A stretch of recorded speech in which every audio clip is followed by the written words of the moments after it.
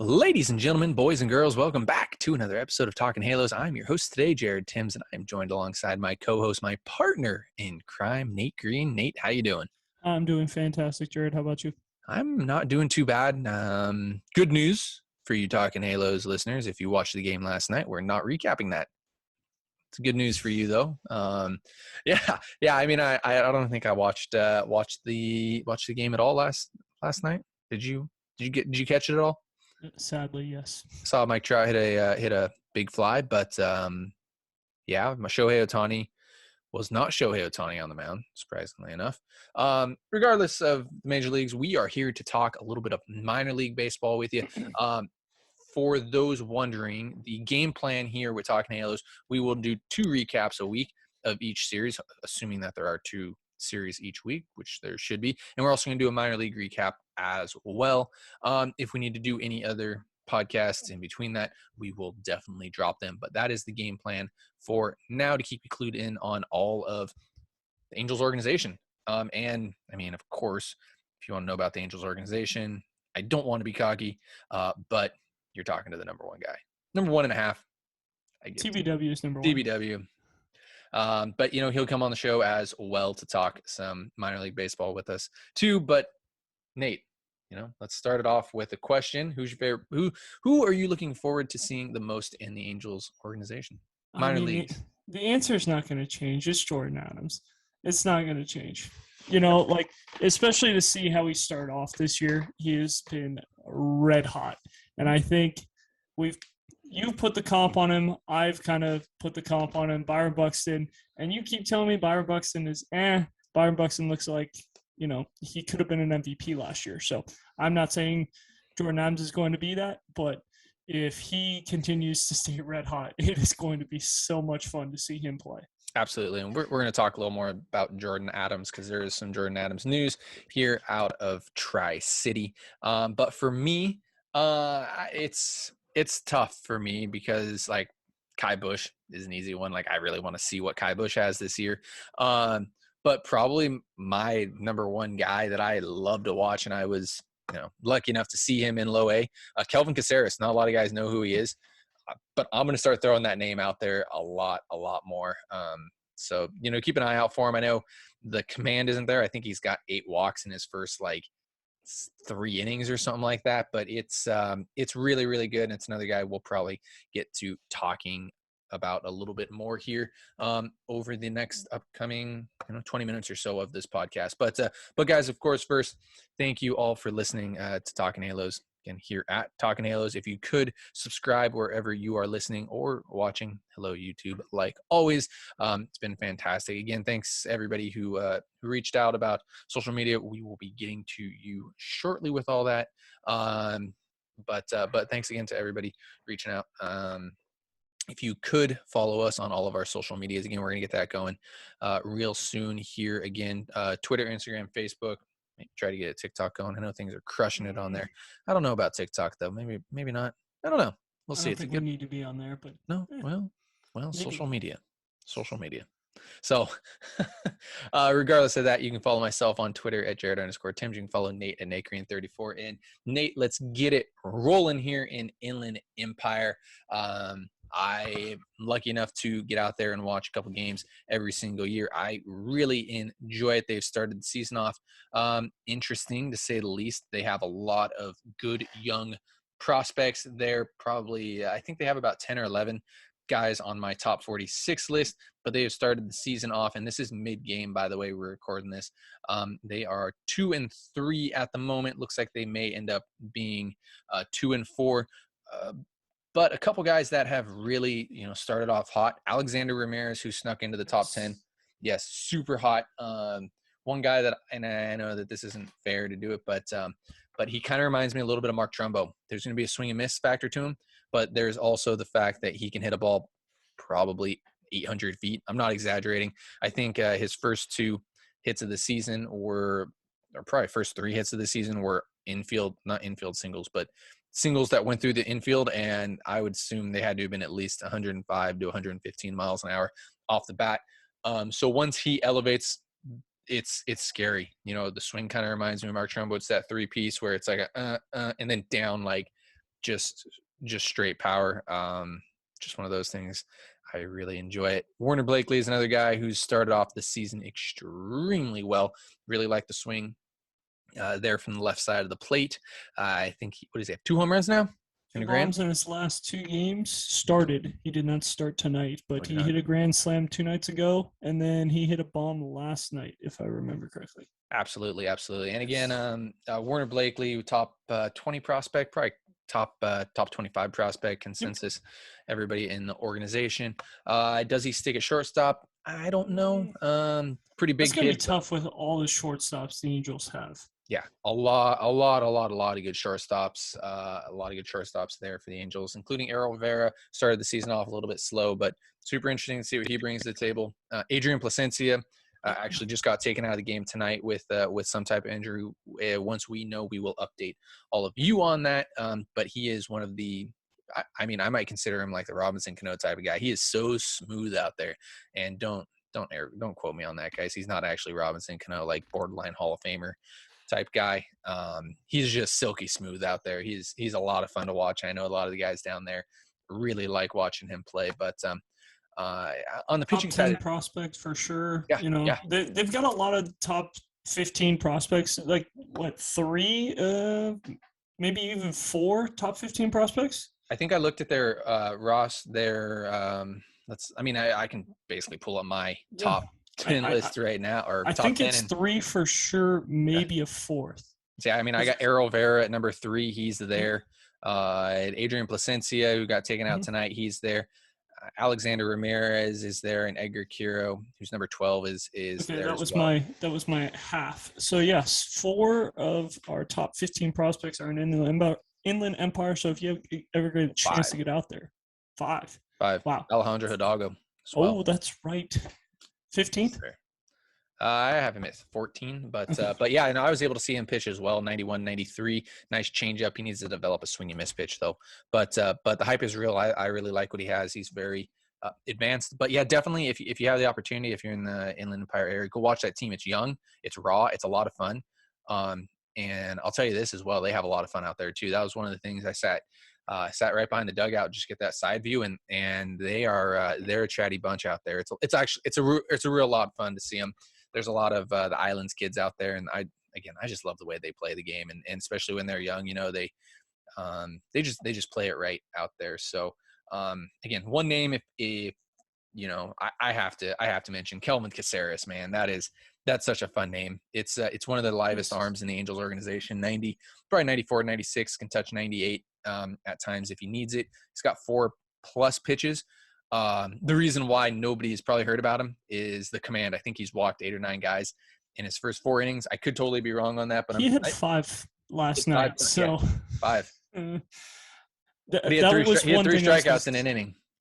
He did strike out the side. Struck out the side, had 5 walks. He allowed 3 runs, didn't allow a hit, and he struck out the side. So, here's how that happened. Crazy. Actually, here's how that happened. He struck out the side, walked 2 in the first inning that he pitched, came back out, walked the side. They brought in Greg Valise, and he gave up those 3 runs. Regardless, though, like the command's got to be there. But 2 wild pitches.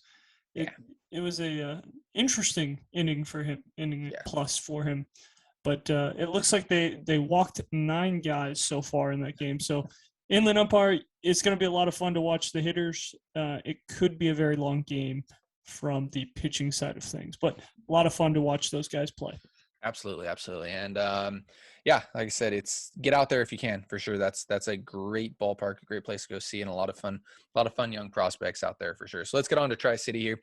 Good start to the season for them, by the way, and that's something that we'll be keeping a close eye on, is kind of that winning culture in the minor leagues, because I think that's something that has been missing. They started the season off 4-1. Just on the injury news standpoint, Jordan Adams, of course, we talked about it, left the game the other night, I think on Wednesday, with an ankle injury is what was reported. I don't know how true that is, but that's what was reported, that it was an ankle injury. But yeah, Jordan Adams off to a hot start. Kind of has that Anthony Rendon approach to the plate this year, where it's nice and simple, and then it's just, all right, go and attack the ball, which I really, really like. 2 of your favorite players there. In Kyron Paris and Jordan Adams. Really like both of those guys. I don't know if you want to speak more about them. No, just a lot of fun to watch those guys play. They're going to be up the middle. Kyron may move to second base at some point if you ask Jared, but he is very talented. He has gotten off to a slow start offensively, but I think he will figure it out. Kind of a weird deal for him is he is not playing with his typical double play partner in Jeremiah Jackson, which is kind of weird, seeing how the Angels have done things in the past. Adele and Marsh kind of went everywhere together.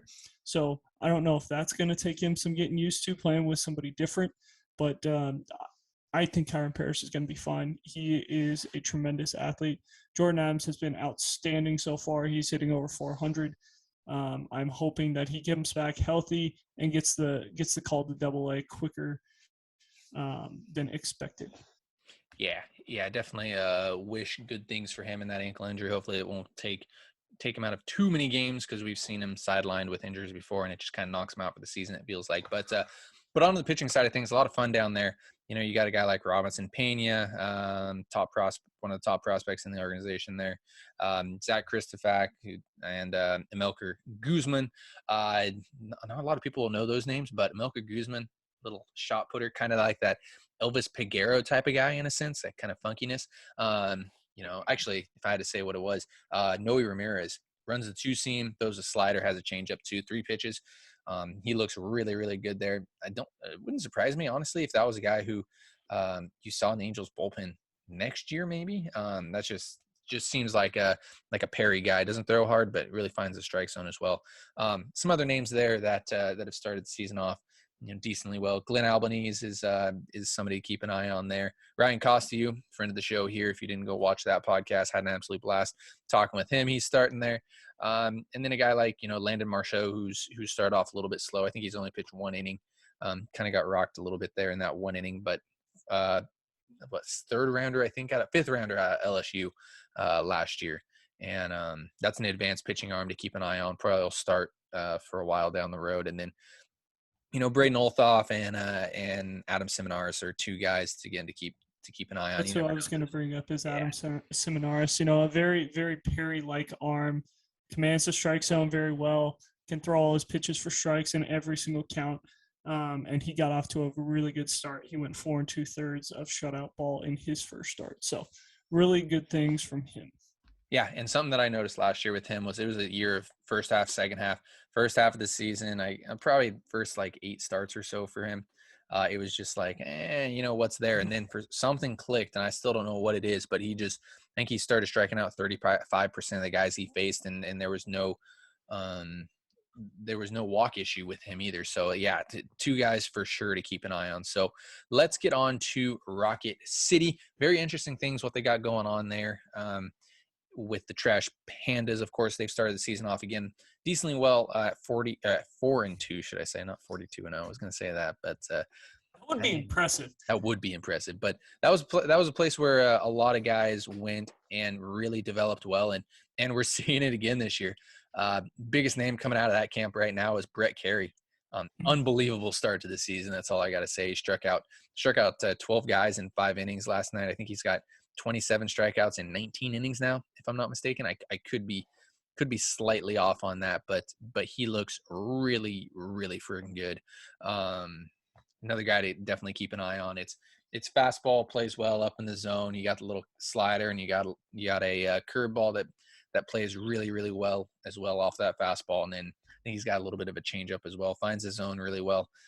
One of the names we definitely need to spotlight as well is Kai Bush. Man, that guy's electric. I don't know. I'm intrigued to know if he ends up going to the bullpen. I think he can start, but I mean, the guy's got a mid to upper 90s fastball. That fastball looked absolutely electric on during his last start. I think he went 3 2/3, gave up 5 hits, walked 2, struck out 3. But again, man, that fastball is electric. One of the best fastballs in this Angels organization for sure. Just blowing guys away in Double-A, and you don't see that very often in Double-A. That's where a lot of really good prospects go to play. So super interesting there. Another name that I feel like we have to mention, Mason Erla. Ooh, that guy's going to be a lot of fun.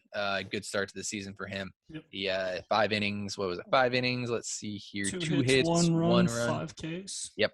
Another guy to definitely keep an eye on. And I've heard it's probably going to be a bullpen arm, but 5 innings in Double-A is a huge thing for sure. I don't know if it continues to start, but it's fastball slider. I would assume there's also a changeup involved. I haven't heard too much about it, but it's plus slider, it's plus fastball, and that's going to be something to keep an eye on as well. Anybody else you got there that I was you? gonna say you didn't even mention your boy. That's kind of I'm a little disappointed in Yeah, you Coleman not to- Crowe. There you I go. gotta, we don't have to mention him every time, but yeah, no, We that's do fun too. though. We That's do. yeah, it's really interesting there. That Coleman Crowe is actually really interesting because he missed high A. He skipped Velo over was high A. good too the other night, correct?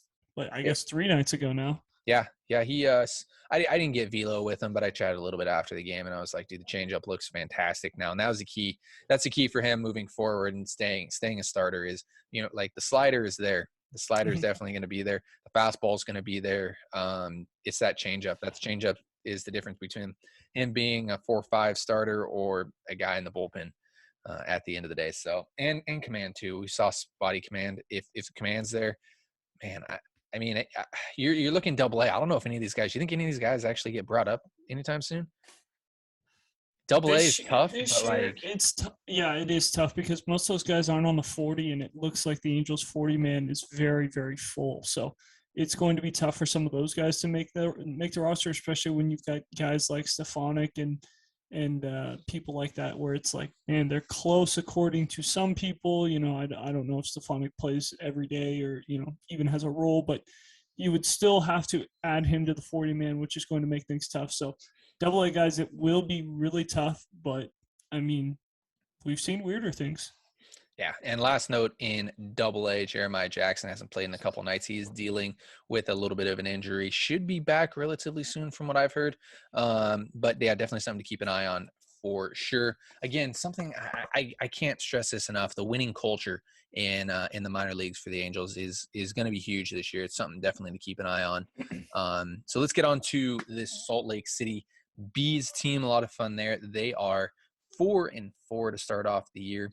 As we speak about them now, I might be working my way up there, see a game. We'll see here in the next couple of days. But I mean, of course, we're not talking baseball. We're not talking Angels baseball. If we're not talking about Mikey Stefanik, Mikey Barrels out there. Let's get this guy up. Like, that's all I got to say. This guy needs to be in the major leagues ASAP. I don't care if he's not on the 40 man. This guy has hit himself into a spot on this major league roster. And that's kind of what the Angels are missing right now, are they not? Is that bat? Is a bat that can go out there and hit. I know They're that missing another bat. I know, but like, it would be nice to have a bat that you can decently rely on. And if I know that Mikey Stefanik might not be that guy to decently rely on, but the guy gets on. The guy just hits, dude. Like, I want to know what he does at the major league level. Like, is it worse than Jose Rojas right now? Or is it the same? Or is it worse than Andrew Velazquez? Andrew Velazquez plays shortstop and can actually pick it. So, yes, it is. When you need a guy who can play shortstop and actually pick it, it is important. You know how I think about shortstops. Yes, Velazquez had a hit tonight as well in the big league. Yeah, I agree. He is more important than Mikey Stefanik right now. And yes, I know I'm going to get hate for saying Andrew Velazquez is more important than Mikey Stefanik, but at this point, Stefanik does not play shortstop. He doesn't really have a position. So that is going to be tough for him. But the dude hits, and if he continues to hit, they are going to give him a chance. And so Stefanik is raking out of his mind right now. I think he was 5 for 5 4 nights ago. 2 for 4 today. They did win both games of the doubleheader, so they are 5-4 now. Interesting note, Brendan Davis has played all over the yard. I don't know if that's anything to be concerned with, but he has played right, he has played left, he has played shortstop. We've seen him play third base in the past, so interesting. I think he might have even played first base for a little bit too at some point this year. So he has been moved all around the diamond, which is really, really interesting. I don't know if that signifies that if he hits, he's going to get a shot in the bigs, but it is very interesting that he is moving all around the diamond. Kind of interesting question here. Who do we see up first, Stefanik or Davis? Davis has the edge right now for sure. I was going to say Davis does have the edge because he is on the 40 man. I think you see Stefanik first, though. I know that's going to be a weird answer, but I think Stefanik is going to get it because he lasted a little bit longer in spring training, and I think that Joe Madden really liked him. I think Joe was like, "Man, I want this guy here." Davis And was dealing with an injury, but yes, but still, still.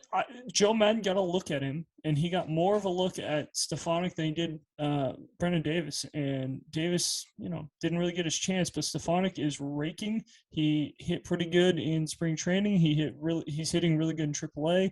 I could see Joe being like, "Hey, where the heck is that Stefanik guy? We can't hit right now. Go get him. That guy hits. He doesn't have a position, but he hits." I have no say in what happens in the Angels organization. My goal is to get Mikey Stefanik brought up this year. Like that it'll be a nightly thing. I'm going to be tweeting about Mikey Stefanik. So, yeah, when it comes down to it, I'm back to my question of Stefanik or Davis. It's tough for me because I think Davis has that edge of being on the 40-man, but I think regardless, we'll end up seeing what happens. So let's keep going down this roster here. Matt Theis has just been catching. He DH'd a couple times, so he's just been catching, which is an interesting sign to see what happens next year, especially with the Angels definitely needing another catcher. I don't think they go out there and get somebody, though. Anthony Molerine is down in Double-A, so another interesting an interesting piece there that they have. Orlando Martinez went 2 for 3 yesterday, which was big for him, getting him off the slumper. David McKinnon's an interesting bat to keep an eye on down there in AAA once he gets going. Very Perry Manasian type player, flat swing, isn't going to hit for a lot of power, but good guy in the clubhouse to have. Makes contact. I think he was one of the better hitters in the Angels organization last year. I think he was right behind Stefanik in hits, though he only batted like 280 or something like that, but still somebody to keep an eye on as a possible platoon option at first base, though I don't know because he's not as versatile as everybody else.